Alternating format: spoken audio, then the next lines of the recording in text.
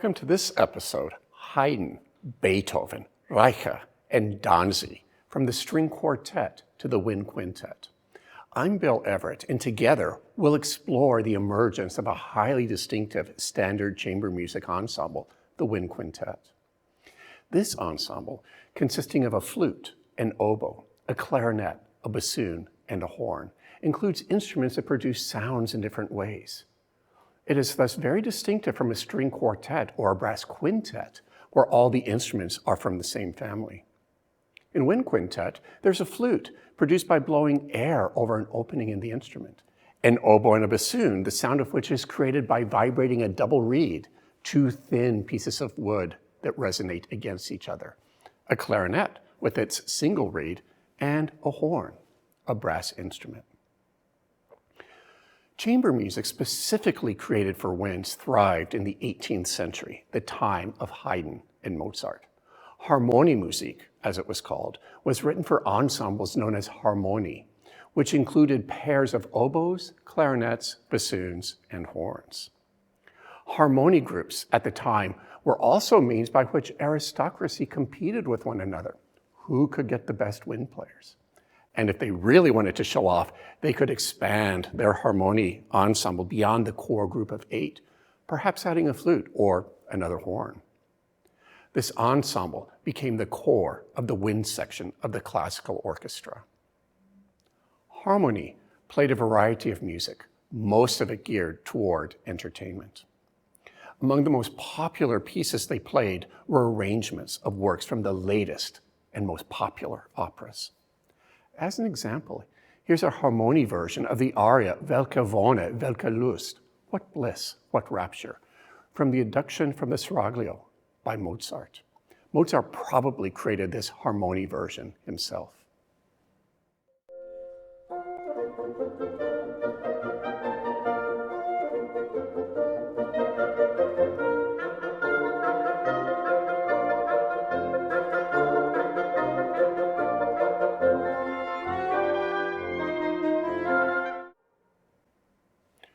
In 1802, the Parisian music publisher Sieber published 3 wind quintets by Giuseppe Maria Gioacchino Cambini, an Italian violinist who had moved to Paris in the 1770s. These are the first known wind quintets.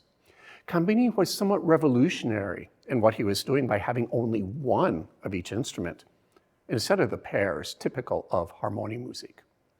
This was possible because of developments in instrument technology. Wind instruments in the 18th century could be very unwieldy in terms of intonation or matching pitch and controlling the sound. Advances in how instruments were manufactured, especially adding key mechanisms to woodwind instruments and valves to horns, made playing them much easier. As these and other technical improvements were put into place, wind instruments became more reliable, and composers could write in ways that would not have been possible earlier. Many of these advances in instrument technology took place in Paris. These changes in instrument manufacturing were a part of the Industrial Revolution that is not always acknowledged. As an example of Cambini's writing for these newly enhanced instruments, here's the end of his 3rd wind quintet.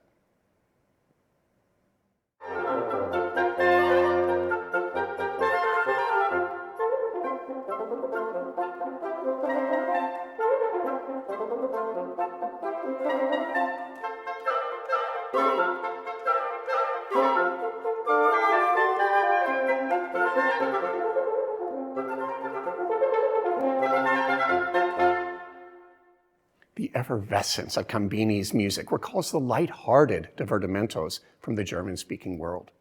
But when it comes to establishing the wind quintet as a standard ensemble and one to be taken seriously, it is the 24 wind quintets by Anton Reicha that are critical in this regard.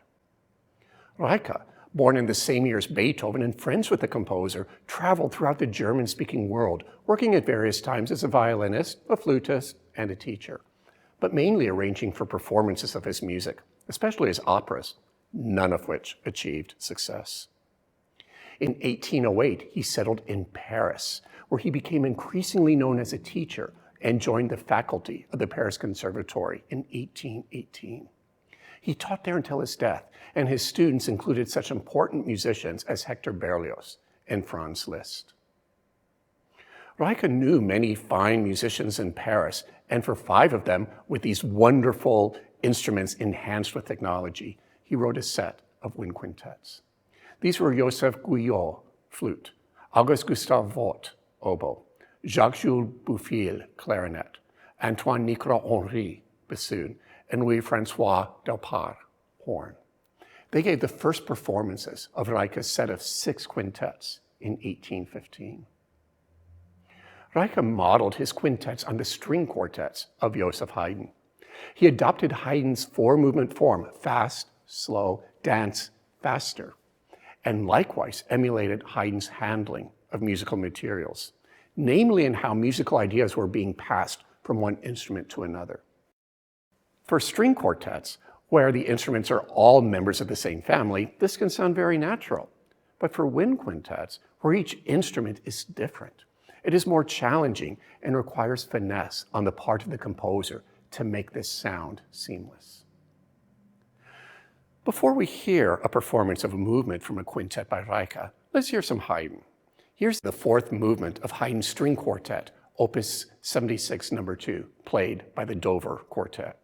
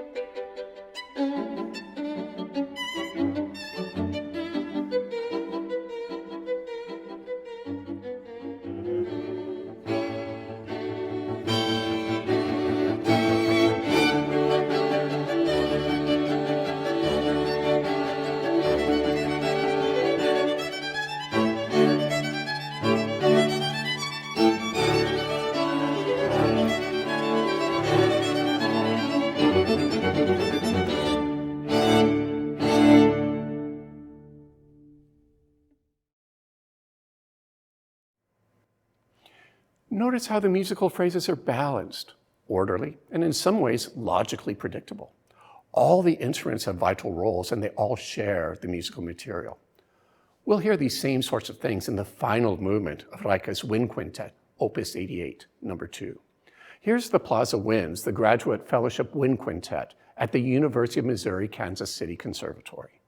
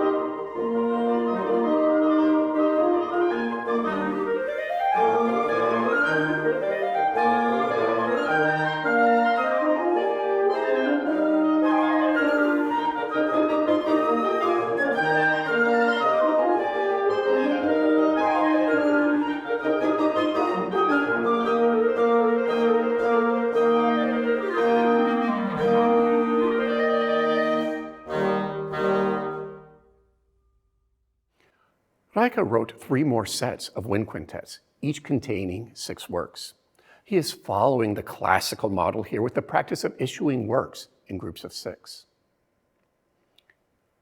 If Haydn can be seen as a musical inspiration for Reicha's wind quintets, Beethoven, in turn, would be the inspiration for Franz Danzi. Danzi's father was a principal cellist in the esteemed orchestra of the German elector Karl Theodor in Mannheim.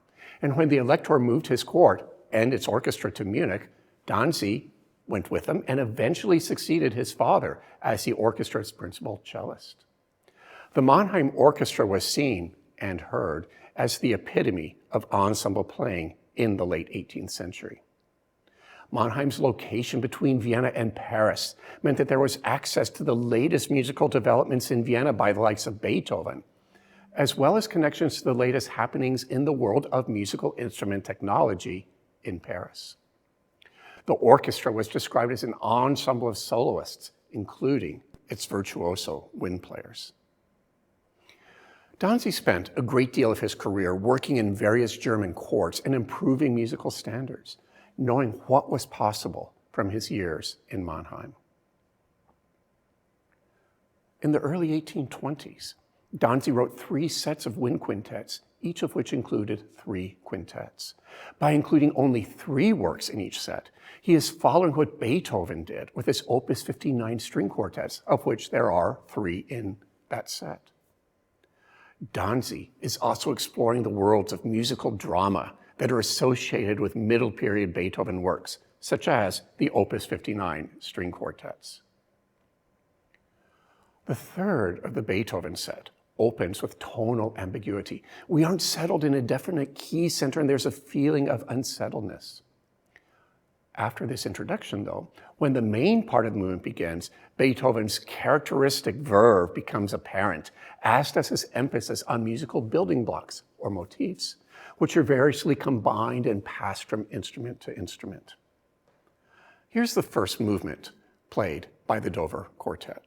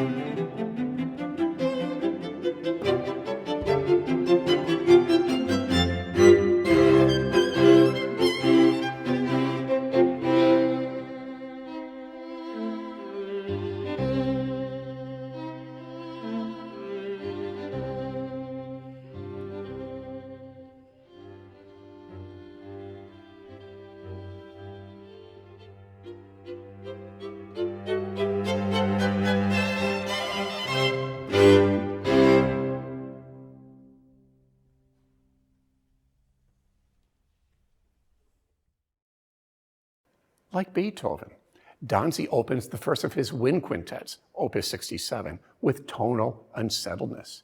Here, though, it doesn't last as long as in the Beethoven example we just heard.